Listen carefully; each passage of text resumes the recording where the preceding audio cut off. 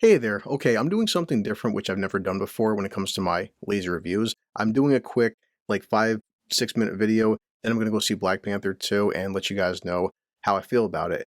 I never wanted to do this before, and best believe when I talk about things like this, it gives me no pleasure at all, and I just don't enjoy engaging with this bullshit.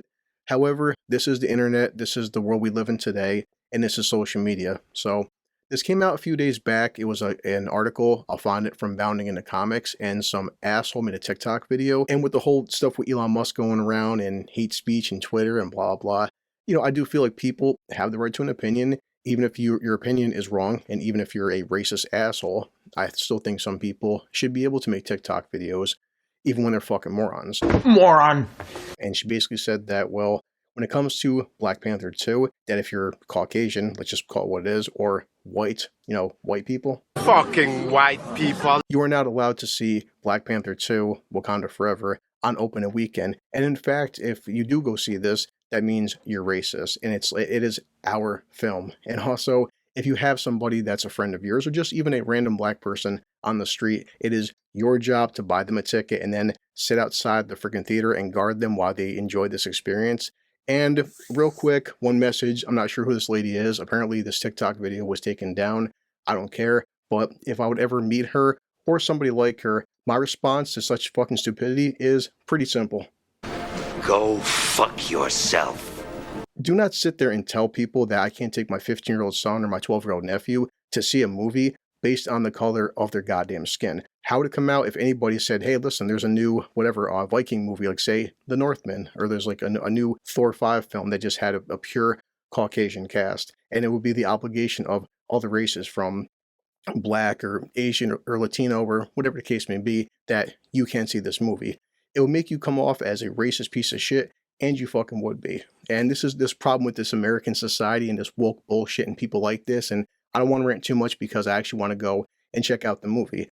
I've talked about this before. I took my son to see this film called Brahmastra. The entire film was in Hindu. I had a blast with it. It was a great time. Guess what? Nobody looked like me or my son. In fact, they weren't even speaking English. It was a fun film for what it is. And if any of the cast members or anybody on these platforms like TikTok or Twitter would have said that, you can't enjoy this film based on the color of your skin, I would have said, you're an asshole. And just this whole mentality of situations like this, like, lady, look, it's a Marvel superhero film. It's about, well, not Chadwick anymore, not T'Challa, sorry. It's about his sister Shuri, obviously. And I'm more than likely going to assume that she's going to be the new Black Panther since she was in the comics, and it makes sense because they didn't recast him. It's apparently a war between Wakanda and I'm guessing Atlantis and the whole Namor character. I'm not sure. I didn't see it yet. I'm about to. And before I end this is also the fucking problem. The first Black Panther film came out a few years ago. I thought it was a pretty average film. Average. I watched it twice. I didn't love it, but I didn't hate it. I think it's a pretty decent film. I thought the CGI for what it was pretty goddamn terrible, honestly. And even T'Challa himself, Black Panther, I thought he was a lot better of a badass inside Captain America Civil War. I couldn't stand Killmonger. Really? No, he sucked. Chadwick and the character of T'Challa was fantastic. He was a great character actor, and he was a great actor. And unfortunately, the man passed away, and he was, that's a whole other thing. But my point was, when Panther came out, the marketing, the social media, people's reactions was disgusting, to say the least. To sit there and act like, before Chadwick ever hit the screen, that no other black character or black superhero ever came out, from the Blade trilogy or Spawn or Luke Cage, and we could be here all day. Falcon, God, Cyborg, we can just go on and on and on. It was a decent film. Chadwick seemed to be a very terrific human being, but for Jesus Christ's sakes, guys, every single fucking critic out there, I am afraid, was afraid to criticize the film, because if you said a single bad thing about the first Black Panther, if you said any negativity, and if you didn't act like it was the greatest fucking film of all time, you knew exactly what people were going to call you. He's really racist. So it comes down to this. If I'm going to spend money and then take my 15-year-old and spend even more money to go see a 2-hour film, I want it to be fucking good, okay? I'm not going to spend $40 or $35. In fact, we're catching a 8 p.m. show, so ticket prices are a little bit higher. I'm not going to drop money on popcorn. drop money on a soda. I'm not going to waste 2.5 hours of my life expecting the film to be fucking terrible, okay? Am I making myself clear? I do want it to be good. I do want it to be as good as the first one, if not better. Do I expect it to be as good without Chadwick? Honestly, no. But because I still have my integrity, I can't criticize a film or give my honest opinion without watching it myself. And that's the friggin' thing. I want to go out there and enjoy this film. If I don't enjoy it, the bottom line is this. If I don't enjoy it, I will say I didn't enjoy it. If I loved it, I'll say I loved it. If I feel it's mediocre, I'll say it's mediocre. But for Christ's sakes, if for anybody who ever sees this, I have a smaller channel, obviously, and who knows who'll see this one day. If I don't act like this is the greatest film of all time, and you call me an ist or a phobe or anything else, again, one message for you. Go fuck yourself. Again, I saw Brahmastra, an entire Hindu cast. Had the movie been terrible, if I didn't like it, would I be an ist or a phobe or whatever fucking buzzword you need to use because I didn't like a film that had an entire Hindu cast? I've seen plenty of Asian films. I've seen whatever, Hispanic films. And if a film isn't good, a film isn't good. This happens all the time with these female-led fucking films, you know? Oh, you hate women. No, your film just fucking sucks. Jeez, this movie sucks. I hope Black Panther, Wakanda Forever is a good film. If it isn't, you know what? Fucking deal with it. Accept my opinion. Don't accept my opinion. If you don't like it, oh well. Get over it. I don't fucking care anymore. It won't get my channel taken down. It won't silence the way I feel about this. And that's all I can pretty much talk about. Okay? So I'm going to pause this. Go check out this film. I'll be back. And I hope you enjoy my review. And I hope I enjoy this film. So, bye.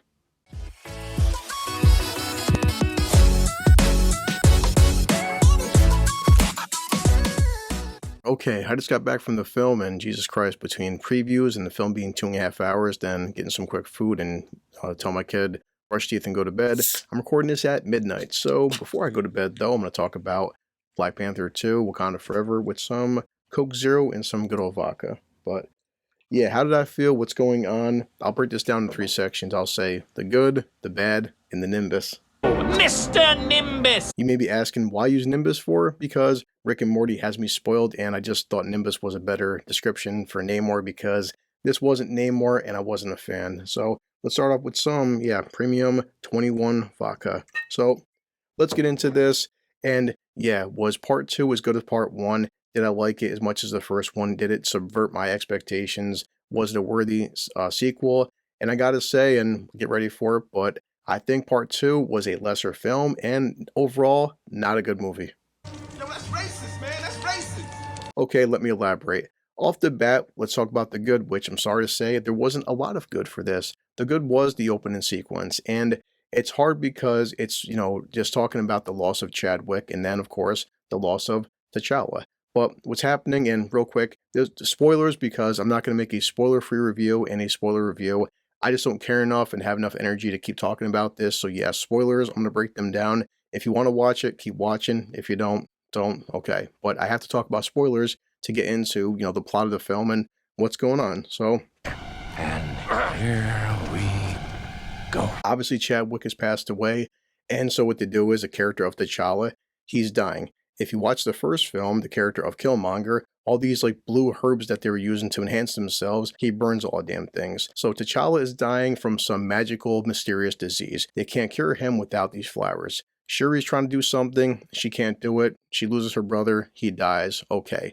It's very sad. You see a funeral scene, the Black Panther. Everyone's distraught. And, it is a good part. It's epic and it makes you, miss Chadwick that much more. But some of it is kind of, I guess, overdoing it in a sense because everyone knows at this point Marvel and the Marvel logo and Marvel history, and they have to do the Marvel stuff but have it all Chadwick, and Black Panther and kill the music. And almost like it's playing on your heartstrings a little bit too much to try to milk you into thinking this is a good film. But yeah, that is good. Also, the other good is Angela Bassett. I mean, goddamn, the Angela Bassett will always be the Storm that we never got. And you feel bad for her because for me, she's the best part of the film, and I'm not saying it's a great film, but she is. She's a grieving mother. She's a queen who lost her husband. She's somebody who's tackling all these roles, and you feel like this woman she has this radiation of authority, and she's a badass, and I thought she was the best part of the movie. Now, Letitia Wright as Shuri, she's better in this film than I felt the first Black Panther, and even Infinity War she felt kind of annoying, because she's playing the character from a different angle. You know, she's a grieving sister and she failed her brother. She's better, but still, it's not as good as I guess wanted her to be. And of course, we have the character of Riri Williams. And who is Riri Williams? Well, in the comics, she's Ironheart. Who is Ironheart? A more diverse version of Tony Stark, because let's be honest, Tony Stark stops being Iron Man. Yeah, I mean, I'm the diversity hire. Riri is a teenager, smarter, better, more talented, of course, a better version of Iron Man. And that's the basic plot, because the basic plot comes down to she makes this magical bullshit, whatever, machine that can track vibranium. Now, throughout the Marvel universe, they always thought that vibranium was always in Wakanda. We'll come to find out, well, maybe just the meteor that landed in Wakanda, there were more of them throughout the planet. And so she makes this device, and what does she do? She pisses off the Atlanteans, or... NANI? Sorry, I can't say Atlanteans because that's also a big fucking issue. Because what she does is, by making this bullshit device, there's a bunch of scientists, they found vibranium, and they piss off Namor and his people. And it's Namor, or no, it's like Namor and the bad, and there's a ton of fucking bad. And let's just break this down, okay? I'm not sure for rights issues or copyright or what the hell's going on, but Namor, the Submariner, in the comics comes from Atlantis. Atlantis! They never say he's from Atlantis. In fact, he's not from Atlantis. In fact, his origin is so closely tied to Wakanda because... That's just lazy writing. The Wakandans had this flower that made them enhance. His new magical bullshit friggin' city had a underwater flower. And you have to friggin' laugh because, I'm sorry, it's funny. But why? Because what happens is this bullshit flower gives all these people, and these people, of course, were oppressed, and they were slaves, and they were being beaten down just like the Wakandans, right, and everybody in Africa. So, Have I oppressed you? Have I oppressed your people somehow? very on the nose. But these people, they were being enslaved, and what do? They have this flower, it turns their skin blue, almost like it's like Avatar, and now they can all swim underwater and, you know, just swim away. But in his case, his mother was pregnant when she took this magical bullshit underwater flower, and by taking the flower while she was pregnant, he was born with the ability to breathe on land and sea, but also have these ankle wings. And I'm like, yeah, ankle wings. Are you serious? Are you serious? That's good. I mean, what was it, fucking Red Bull or something? But Gives me wings! it's a stupid friggin' way to tell an origin story. I do think Namor as a character, the scenes that he's basically flying around because he flies with his ankle wings, it's still funny. It is cool seeing him move around. But as a character, I don't feel like he was anything worth talking about. He seemed very forgettable. Huh. Wow, you are very forgettable. Very one note. And I'll say this, you know, watch the first film in Killmonger. Killmonger, while I didn't like his motivations, at least I understood them. And Michael B. Jordan, love or hate him, he's done 2 Creed films. He did Black Panther. Creed 3 is coming out. Michael B. Jordan had his shirt off, and the guy is built like a fucking statue and shit. For Namor being the bad guy and being a character, at least in the comics, that's so fucking well built, the guy seemed kind of average at best. And Jesus Christ, like, I hit the gym and the dumbbells 2-3 times a week, and shit, I mean, I think I can kick his fucking ass.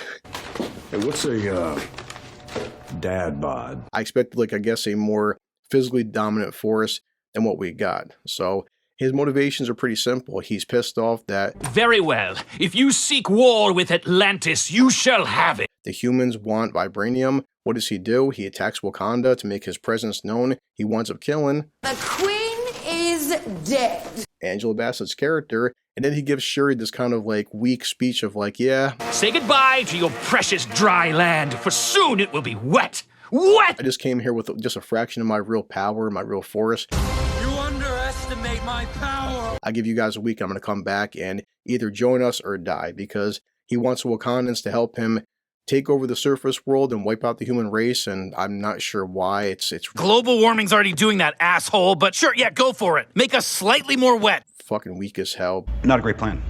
Okay, Namor and his people want to take over. Wakanda join us. Don't die. That's pretty much it. There's nothing complex, nothing we're really talking about. And, you know, as you can imagine, Shuri eventually, which is, you know, spoilers, becomes a new Black Panther. Forgive me if I don't act surprised. But how did she do this? Because remember, in the first film, when T'Challa had to officially become the Black Panther, the Black Panther, the new king, what do you have to do? He had to take, like, you know, the flowers there and depower himself and fight M'Baku on a one-on-one combat, and that earned the title of being king and the title of being Black Panther. That's all gone here. It makes no sense. In fact, later on, they even do that at one point. M'Baku jumps out of a friggin' plane there, and he's like, yeah, whoever wants to challenge our new Black Panther, I'm here in her stead to take over her place and represent her. And you're like, That's cheating! that's not how your own society fucking works, but oh well. I don't care anymore. Nimbus there, our buddy Namor, or Namor, however fuck you say it.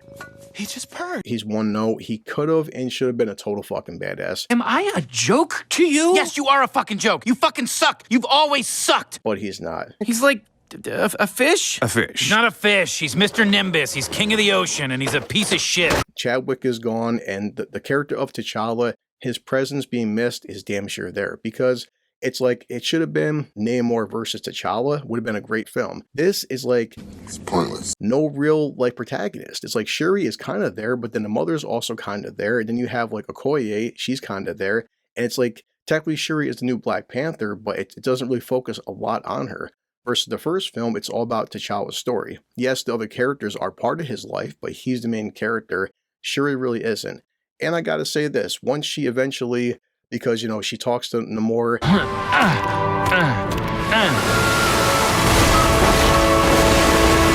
Checks out his bullshit underwater palace, and she finds a way to like replicate and make a new version of the herb. She takes the herb, and now look, she's super powered. She has a super soldier formula, even though she looks like she weighs about 102 fucking pounds soaking wet.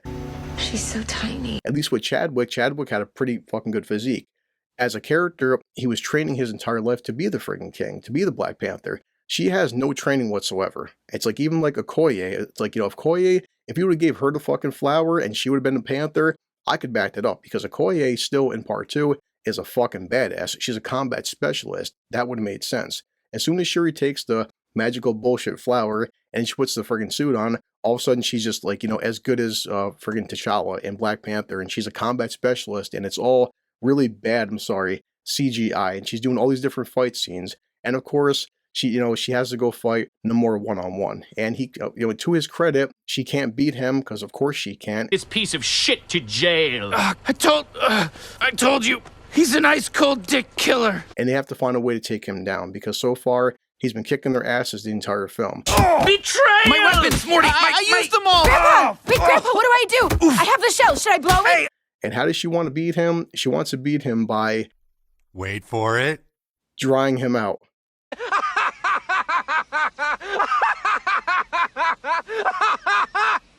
I'm gonna like put him under a heater and dry him out, and maybe he can't kick my ass. And their final confrontation is pretty fucking bad, because he is whooping her ass. He takes a spear. I've been impaled. He puts a spear through her, like he actually fucking impales her. And I'm like, okay. And yeah, he's gonna walk back from a beach and get some water and power up again. And she breaks the spear off and unimpales herself with no blood, mind you, which, okay. And right there, as you know, as good as friggin' T'Challa was, or even Captain America, they're on the same level as Super Soldier in a sense. They can be hurt. They can take damage. They're not fucking invincible. Anyone can be killed. After she unimpales herself, Namor is walking back to the water, and she does a super fucking triple flip, gets in front of him, and friggin' hits some rockets behind him, burns his fucking back. And you're thinking, again, you were just impaled through your entire fucking body. You should be limping and barely standing up at best. And even with the whole bullshit flower, you're still a 103-pound girl. And This is so fucking stupid. yeah, she decides to spare his life. She doesn't want to kill him. And then at the end, friggin' Namor's telling his people, like, yeah, we made an alliance with the Wakandans, and we're going to save it for the future. Then there is no treaty, because there is no war. Oh, Nimbus, that's really chill of you, man. I'm sure this isn't the last time we've seen Namor or Namor. So we'll see him again. I stayed for the first post-credit scene. Apparently, T'Challa had a son, and his son, his ex-girlfriend, the one that was in the first film, she just didn't want him to be part of like that land and be part of that culture and just keep him a secret. So, and it's, the ending part is pretty... Don't get emotional. I'm not emotional. We walked out, and the first thing my son and my friend said was like, damn, that felt so slow. This is so slow. I don't mind long films. Avatar 2 is coming out. Lord of the Rings extended editions are 3.5 hours. This is 2.5 hours, and you feel it. Like, I really would have liked it more and like recommended it more if they would have shaved minimum of a half hour, if not 45 minutes out of this film. Still long. There's some sequences that just take too fucking long. They drag on too long, and the pacing is fucking terrible, to the point where I was hearing people in other rows yawning a few times, and It's boring. that's all I can say about that is, bad pacing, bad guy, the friggin' like the lack of T'Challa and Chadwick, it really hurt the fucking film, I do like Letitia Wright as an actress, I like Shuri as a character, but nothing about her feels like going forward, she can just own the mantle of Black Panther and carry this franchise. And now with these guys losing Angela Bassett, it's like, holy shit, man. What do they do? Some people online I'm already checking, as driving back, and my son's reading me reviews and shit. I didn't hate it as much as some people are going to hate it, but I'm not going to lie, I didn't fucking love it. It is damn sure a sequel that's inferior to the first film. It's for me, totally forgettable. I don't see myself ever watching it again. Just a one-time thing. But yeah, it's not the worst film ever, but I just still find it to be a great film, and I can even go back and watch the first film and find parts I like about that, and Chadwick and the story arcs. This feels like a fucking disjointed mess. They weren't sure what to do with the villain. They weren't sure what to do with the plot, and just, yeah, having Shuri be the new Black Panther just didn't work for me. It didn't work. If it makes me any kind of an istrophobe or any kind of bad label because I didn't praise Black Panther 2 as much as the first one, fuck it then and fuck you. It's just my honest opinion. Deal with it. I would not recommend anybody I know or any fans of mine to go check it out. You're not missing anything. And it doesn't have anything tying into the bigger MCU, whatever, phase 5 going forward or something. Complete waste of time. That's it, guys. Hope you like my review. I'm honest. I got my integrity. Whatever. If you don't like what I got to say, so be it. But it's time to say goodbye. I'm going to finish this, crash, wake up, then edit this shit. But before then, let me pull up Bender. Sorry, I'm stumbling. It's fucking midnight, but okay. Let me get Bender. 1 second. This calls for a drink.